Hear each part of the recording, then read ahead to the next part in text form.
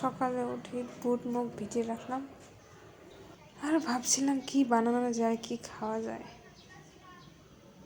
তারপর ভাবলাম রুটি আর ভাজি বানাই। এখানে আমি আলু, কোয়াশ আর লেচড়া কেটে নিয়েছি।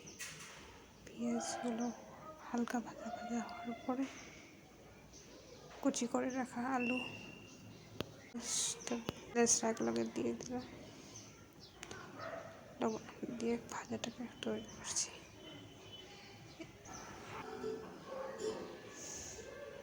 এখানে আমি ডো বানিয়ে রেখেছিলাম।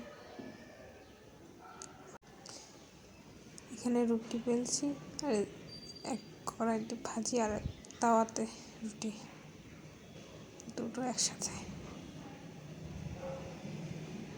ভাজা তৈরি। রুটি ফুলকো ফুলকো রুটি।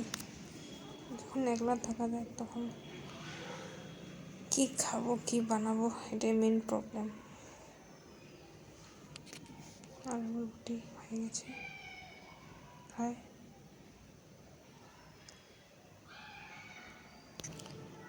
রুটি আমার প্রায় সব হয়ে গেল। ভাজি আর রুটি, সকাল সকাল গরম গরম রুটি আর ভাজি।